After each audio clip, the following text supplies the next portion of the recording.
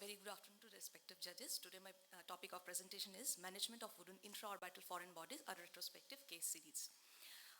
Introduction: an object located within the bony orbit behind the orbital septum but outside the globe is known as intraorbital foreign bodies. It can be of various type. It can be metallic, non-metallic, organic, inorganic. Because of the precarious position, it can cause a lot of injuries to the eye. So we need to be very, very careful about it. And detection always remains very challenging because of the minor trivial trauma and a long forgotten history. Wooden foreign body, it comes in the organic place. It specifically poses a special challenge because of the problem with the detection as well as the management. It is usually symptomatic, so we need to remove it. It is often misdiagnosed on imaging like CT scan, and during removal it may break off, leading to various surgeries.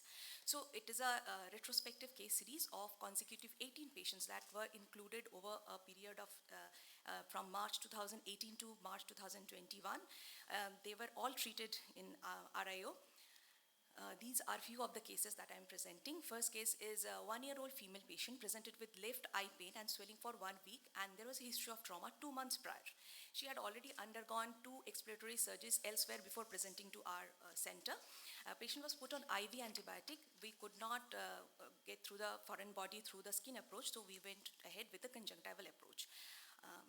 Post-operative, the patient resolved. This is the second case of pain, swelling of the, this is a 20-year-old female patient, pain and swelling of the right eye.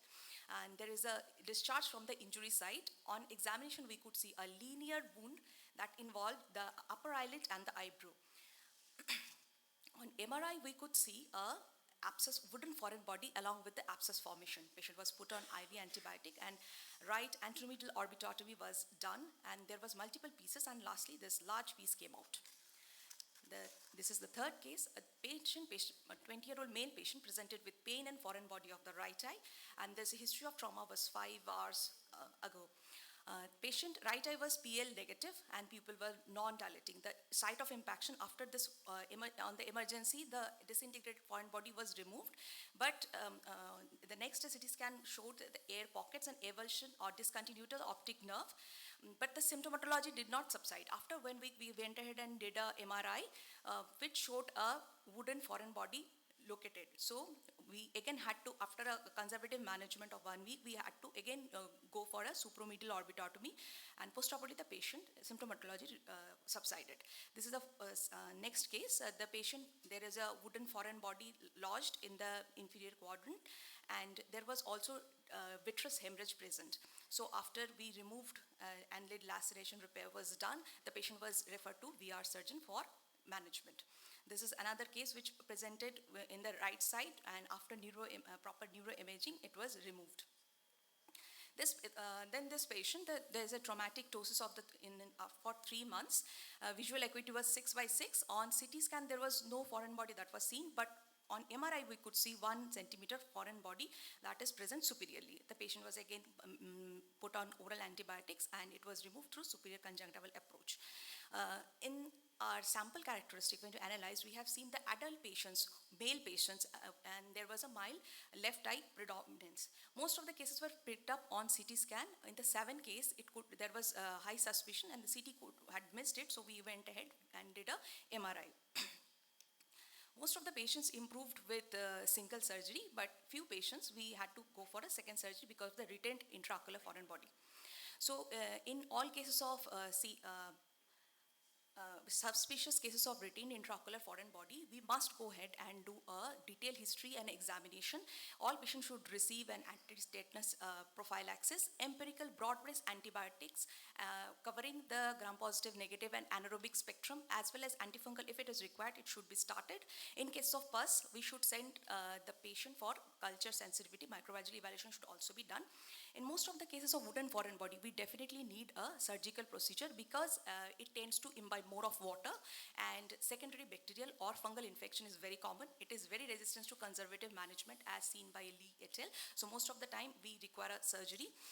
Foreign body removal as a whole in itself is a challenging case because it tends to break off, leading to the requirement of the multiple surgeries.